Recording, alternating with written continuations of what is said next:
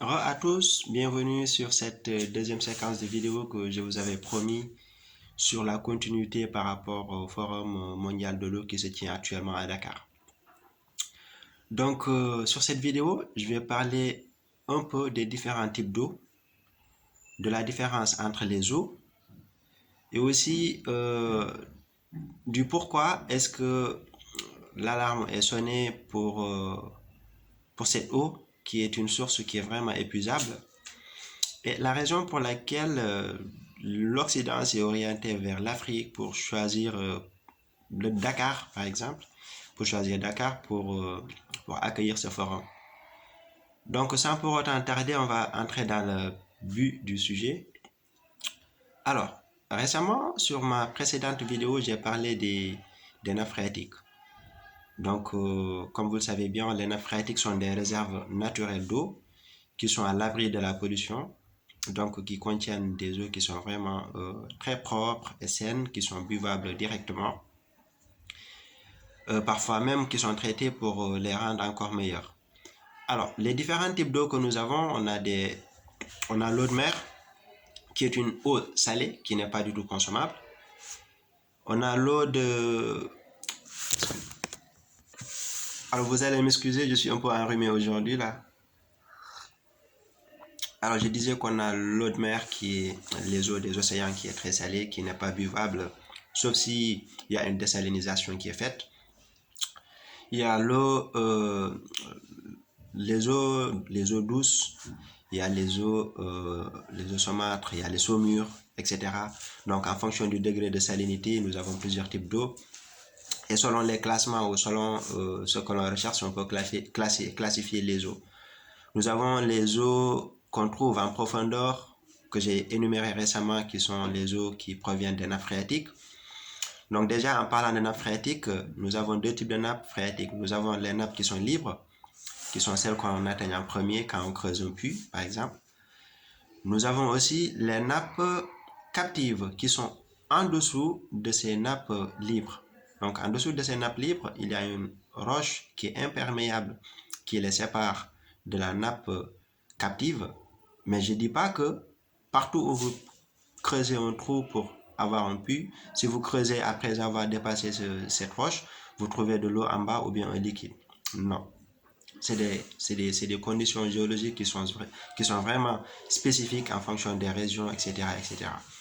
Du coup, ces réservoirs naturels sont à l'abri de la pollution et sont vraiment une source qui est épuisable.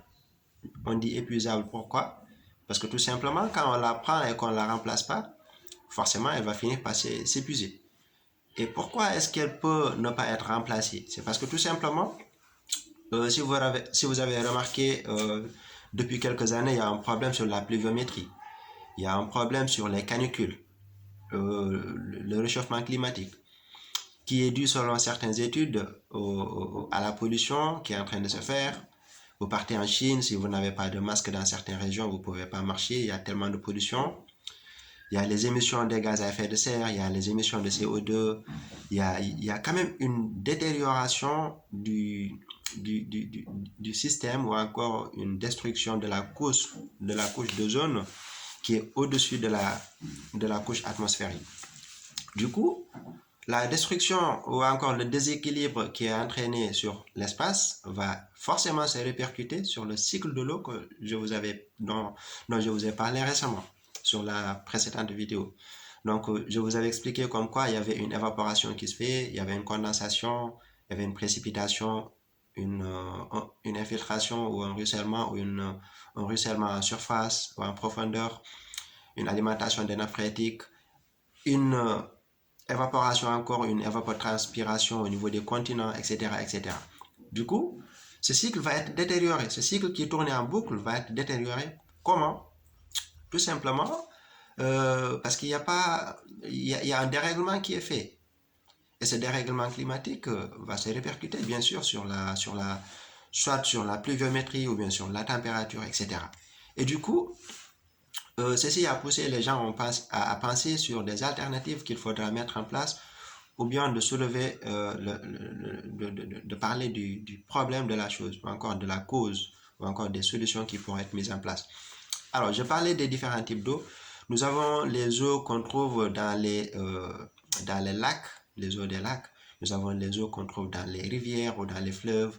Nous avons des eaux qu'on trouve en profondeur de la terre, telles que les eaux juvéniles. Alors, je vous avoue que vous allez vraiment galérer avec cette vidéo, avec le rhume que j'ai. Je disais tout à l'heure qu'il y a différents types d'eau, tels que les eaux juvéniles, qui sont les eaux qui sont produites à côté des chambres magmatiques. Nous avons les eaux métamorphiques, les eaux juvéniles qui peuvent entrer dans le cycle de l'eau.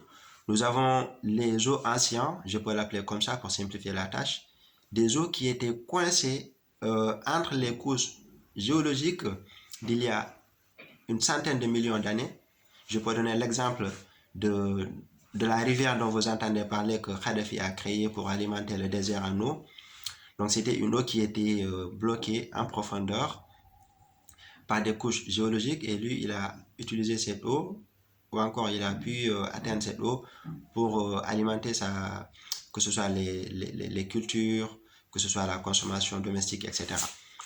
Donc ça, c'est des sources qui sont vraiment très très rapidement épuisables. Parce que si vous la prenez et que vous ne la remplacez pas, bah forcément elle va s'épuiser. Et du coup, autre type d'eau, nous avons les eaux connées, les eaux de formation, etc. Il y a plein de types d'eau, comme vous le savez. Voilà. Et du coup, le problème c'est quoi? J'étais en train de parler d'un déséquilibre au niveau du cycle de l'eau. Je ne sais pas si vous êtes au courant, il y a une étude récente qui a dit que pour fabriquer une paire de jeans, c'est-à-dire une jaquette plus un pantalon à jeans ou bien une jupe, etc., il faut 10 000 litres d'eau. Et ces 10 000 litres d'eau, ce n'est pas de l'eau qu'on prend dans l'océan ou bien qu'on prend n'importe où, non. C'est une eau qui est tirée soit des robinets, soit des forages, etc. Et on sait que c'est les puissances qui sont en train de construire la quantité la plus importante en matière textile, etc. Donc l'industrie textile consomme énormément d'eau, sans parler de l'industrie de pointe, sans parler de la métallurgie, sans parler des infrastructures que nous sommes en train de construire, le bâtiment, etc. Tout ce que nous faisons, nous utilisons de l'eau. Et l'eau que nous utilisons, si vous avez bien remarqué, c'est l'eau du robinet. C'est une eau qui était destinée à être consommée, à être bue. Donc, la quantité d'eau que vous utilisez pour mélanger et fabriquer et faire des moules ou des briques, bah, vous n'allez pas la récupérer, vous l'avez déjà utilisée. Et cette eau que vous utilisez pour fabriquer des jeans, elle a déjà été utilisée, vous ne pouvez pas la récupérer. Du coup, il y a un problème. Parce qu'au fait, au départ, on avait dit que les études ont démontré que la quantité d'eau qui précipite, excusez-moi, est la même quantité d'eau qui s'évapore. Donc, le cycle, quand il tournait, avant d'être déréglé, c'est le même volume d'eau qui tournait en boucle. Mais là, il y a un problème. Et le problème est causé par quoi? Par un système qui n'est pas du tout naturel, que nous avons imposé à la nature. Et du coup, ça va se ressentir. Imaginez une nappe phréatique que vous avez qui a 100 000 litres d'eau et vous fabriquez 10 paires de jeans, bah, je vous avoue que vous allez épuiser cette source. Et si vous ne la remplacez pas, c'est fini. Dans quelques années, vous allez vous retrouver sans eau. Et c'est ça le vrai problème qui se pose actuellement. Et du coup, les Occidentaux ou encore les dirigeants de ce monde se sont concertés et ont trouvé que c'est vraiment l'heure pour alerter parce qu'ils disent que d'ici quelques cent ans, le problème de l'eau sera pareil que le problème du pétrole d'aujourd'hui. Donc, c'est des sources qui sont vraiment épuisables. Donc, il faudra mettre en place des alternatives. Nous n'allons pas dire que nous n'allons pas utiliser l'eau que nous avons aujourd'hui, mais plutôt, quelle alternative faudra-t-on mettre en place pour que le cycle continue à tourner d'une manière naturelle ou bien d'une manière qui est un peu modifiée, mais qui ne va pas impacter le cycle de départ. Nous avons plusieurs projets ou encore idées à exposer dans ce sens.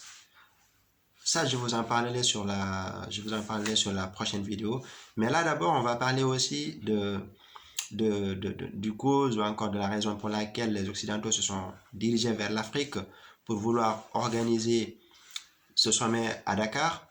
Certains vont dire que voilà, c'est parce que l'Afrique détient beaucoup de ressources, c'est parce que l'Afrique a la jeunesse, etc. Mais si vous regardez bien, si on parle de la consommation en eau minérale, généralement, c'est l'Europe qui est dominant dans le monde, surtout l'Europe occidentale. Et du coup, peut-être que l'Afrique pourrait être une source qui pourrait les approvisionner en cette source si elle est en train de s'épuiser chez eux. Mais ça, c'est pas le sujet, nous ne faisons pas de la politique, mais c'est juste pour éveiller les gens dans ce sens. Et aussi, juste à savoir qu'il faudra que toute la planète entière se donne la main pour ne pas détruire la planète qui nous est prêtée par nos petits-fils, mais qui ne nous a pas été léguée par nos ancêtres. Donc, ceci met à terme à ma vidéo et je vous remercie énormément pour le soutien que vous me faites parce que, très sincèrement, si vous ne m'aviez pas encouragé à faire d'autres vidéos, j'aurais arrêté depuis très longtemps. Et je sais qu'avec mes petites idées que je collectionne de par-ci, de par-là, ou encore que j'ai apprises durant ma formation universitaire, et ben, il y a des imperfections, mais si vous avez des suggestions ou des remarques, n'hésitez pas à me les écrire en bas sur les commentaires. Je vous remercie, mon cher fidèle public, et vous dis à ce soir pour la continuité très rapide de cette vidéo.